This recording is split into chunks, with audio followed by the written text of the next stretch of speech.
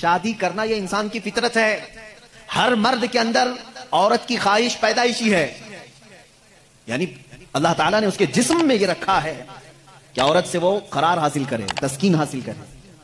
مردوں کو اللہ نے یہ خصوصیت دی ہے، صفت دی ہے. اور عورتوں کے بھی اندر اللہ نے یہ رکھا ہے کہ ان کا میلان یا ان کی توجہ مردوں کی طرف ہے، لیکن اس کو اسلام نے ایک حلال طریقے سے باندھا ہے، وہ نکاح کے ذریعے سے. اب اگر کسی پر پابندی لگا دیں، اگر میں کہہ دوں کہ میرے جتنے قریب کے ہیں، جتنے ماننے والے ہیں، ان میں سے کوئی بھی عورت کو ٹچ نہیں کرے گا زندگی بھر، تو یہ میں نے فطرت کے خلاف بات کی.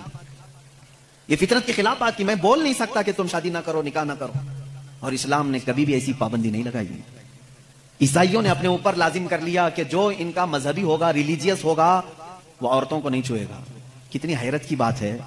معلوم ہے آپ کو آج دنیا میں ویمن رائٹس کی بات عیسائی کرتے ہیں جو خود نکاح نہیں کرتے. جو پادری نکاح نہیں کرتا، کبھی عورت کو اپنے ساتھ نہیں رکھتا، وہ ویمن رائٹس کی بات کرتا ہے. حیرت نہیں ہوتی؟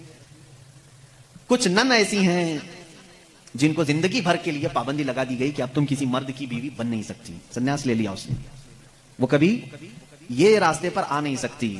یہ فطرت کے خلاف ہے اور ہم نے اس کے انجام دیکھے ہیں، بلکہ اخباروں نے آپ سب کو بتایا بھی ہوگا. حقیقت ہے کہ جب فطرت کے خلاف کوئی بات کی جاتی ہے تو وہ چند دن تک تو چل سکتا ہے، لیکن پھر کہیں غائبانہ طور پر لاوا پھوٹ ہی جاتا ہے. اور اس کا انجام دیکھا ہے کہ کئی چرچ ایسے نکلے جہاں پر راہبوں نے نن اور دوسرے آنے والے بھکتوں کو ہی نہیں بخشا. یہ حالات ہوئے. اس کی وجہ یہ ہے کہ فطرت کے خلاف یہاں پر حکم دیا، یا انہوں نے خود اپنے آپ کو اس طرح کا کیا. اسی طرح سے بعض دوسرے مذاہب میں بھی سنیاس لینے کے جو طریقے بتائے گئے ہیں، اسلام اس کا قائل نہیں ہے. اسلام معاشرتی مذہب ہے، سب کے ساتھ رہ کر کے جینے والا مذہب ہے. اگر دنیا کو ترک کرنے کا مطلب یہ ہوتا کہ انسانوں میں نہ رہا جائے تو کبھی رسول کریم صلی اللہ علیہ وسلم مدینے جیسے شہر میں رہتے ہی نہیں. جنگل میں جا کر کے رہتے ہیں، کنارہ کشی اختیار کر لیتے ہیں. لیکن اسلام معاشرتی مذہب ہے، یعنی لوگوں کے درمیان رہنے کا مذہب ہے، دین ہے. ہم سنیاس نہیں لیتے. ایک صحابی، 3 صحابہ حضور صلی اللہ تعالی علیہ وسلم کے حجرے کے باہر کھڑے ہو کر کے یہ باتیں کر رہے تھے. حضور صلی اللہ علیہ وسلم رات کو عبادت کے لیے کھڑے ہوتے تو آدھی رات گزر جاتی تھی. تو تینوں نے دیکھ کر کے کہا یہ تو بخشے ہوئے ہیں، یہ معصوم ہیں، ان سے کوئی خطا نہیں ہوئی، اس کے بعد اتنی عبادتیں ہیں ان کی، ہم جیسوں کو تو کیا کرنا چاہیے، بڑی عبادت کرنی چاہیے. جب رسول اتنی عبادت کر رہے ہیں تو ان تینوں صحابہ میں سے تینوں نے کیا کیا جانتے ہیں؟ ایک نے یہ اس دن وعدہ کر لیا، آج کے بعد سے میں کبھی کسی عورت کے پاس جاؤں گا ہی نہیں، زندگی بھر کے لیے عورت کے قریب نہیں جاؤں گا. دوسرے صحابی نے کہا آج کے بعد سے میں کبھی رات کو سوؤں گا ہی نہیں، پوری رات کھڑا رہوں گا. تیسرے صحابی نے کہا آج کے بعد سے میں کبھی کھاؤں گا ہی نہیں، دن میں بھی اور رات میں بھی روزہ رکھوں گا.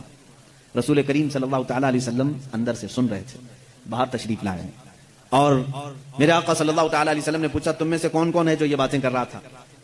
وہ صحابہ نے کہا کہ یا رسول اللہ صلی اللہ علیہ وسلم، ہم نے آپ کی عبادتوں کو دیکھ کر کے یہ کہا جب آپ سید الانبیاء ہیں، معصوم ہیں، آپ اتنی عبادت کرتے ہیں تو پھر ہماری عبادت کا حال کیا ہونا چاہیے؟ ہمیں بہت زیادہ عبادت کرنے کی ضرورت ہے، اس لیے ہم نے ایسے ایسے عہد کیے. میں نے کہا ہے کہ آج سے میں عورتوں کو چھوؤں گا نہیں، کبھی کسی کے قریب نہیں جاؤں گا، نکاح کر کے بھی نہیں جاؤں گا. دوسرے نے کہا میں نے یہ کہا ہے کہ رات کو سوؤں گا نہیں. تیسرے نے کہا میں نے یہ کہا ہے کہ آج کے بعد سے کبھی کھاؤں گا نہیں. اللہ کے نبی صلی اللہ علیہ وسلم نے فرمایا اسلام یہ نہیں ہے، اسلام یہ نہیں ہے. میری سنت پر اگر عمل کرنا چاہتے ہو تو میں اللہ کی عبادت کا بھی حق ادا کرتا ہوں اور عورتوں کا بھی حق ادا کرتا ہوں. میں نے اپنی رات کو تقسیم کر رکھا ہے، بیویوں کے لیے بھی حق ہے اور اللہ کی عبادت کا بھی حق ہے. اور دوسرے سے کہا تم نے کہا کہ رات کو کبھی سوؤں گا ہی نہیں، یہ بھی ہمارا طریقہ نہیں ہے، تم فطرت کے خلاف بات کر رہے ہو، بیمار ہو سکتے ہو، روزانہ رات پورے نہیں سو رہے. اب یہاں اس پر میں رک کر کے کہوں گا حضور صلی اللہ علیہ وسلم نے اس صحابی کو منع کیا جو یہ کہہ رہے تھے میں رات بھر عبادت کروں گا. حضور نے فرمایا میری سنت یہ ہے کہ میں تھوڑی رات آرام کرتا ہوں اور تھوڑی رات اپنے رب کی عبادت بھی کرتا ہوں. تمہارے جسم کا بھی تم پر حق ہے، اس کو بھی آرام دو. اور پھر تیسرے صحابی سے کہا میری سنت یہ ہے کہ میں افطاری بھی کرتا ہوں اور سحری بھی کرتا ہوں اور روزہ بھی رکھتا ہوں. ایسا نہیں کہ پورا پابندی کر لیا، جبکہ وہ رسول جن کو اللہ تعالیٰ جنت سے کھلاتا پلاتا ہے، اس کے باوجود میرے آقا صلی اللہ علیہ وسلم فرماتے ہیں کہ کنٹینیو روزہ رکھنا نہیں چاہیے کہ تمہارے جسم کا تم پر حق ہے، کمزوری آ جائے گی. حضور نے منع فرمایا میں ایک دن روزہ رکھتا ہوں ایک دن نہیں رکھتا، یا میں افطار کرتا ہوں شام کے وقت اور دن میں روزہ رکھتا ہوں. اس کا مطلب یہ ہے میرے عزیزو، اس پوری حدیث کا خلاصہ یہ ہے، اللہ کے نبی صلی اللہ تعالی علیہ وسلم نے جو حکم دیے، اسلام کا خلاصہ یہ ہے کہ اس میں کہیں پر بھی افراط و تفریط نہیں، یعنی بہت تنگی والے حکم بھی نہیں اور بہت ڈھیل بھی نہیں۔ اسلام درمیانی راستہ ہے، درمیانی راستہ ہے۔ اب یہاں ان لوگوں کو سوچنا چاہیے، حضور نے جس صحابی کو رات بھر عبادت کرنے کے لیے منع کیا، یہاں رات بھر گیم کھیلنے والے لوگ موجود ہیں، پوری رات بھر عیاشی کرنے والے موجود ہیں، ان کو تو رات بھر کھڑے ہو کر کے عبادت کرنے کو میرے آقا نے منع کیا تھا۔ آرام کرو تھوڑی دیر، اپنے جسم کو راحت پہنچاؤ۔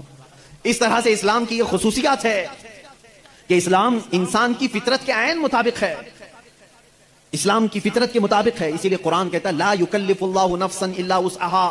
میں آج چیلنج کرتا ہوں، ایک ایسا حکم لا کر کے دکھا دو، ایک ایسا حکم اسلام میں کہ جس میں ایسا لگتا ہو کہ یہ انسان کے لیے بھاری ہے، ایسا نہیں ہونا چاہیے، ایسا نہیں ہونا چاہیے تھا، اسلام نے اپنے ماننے والوں پر یہ پابندی کیوں لگائی؟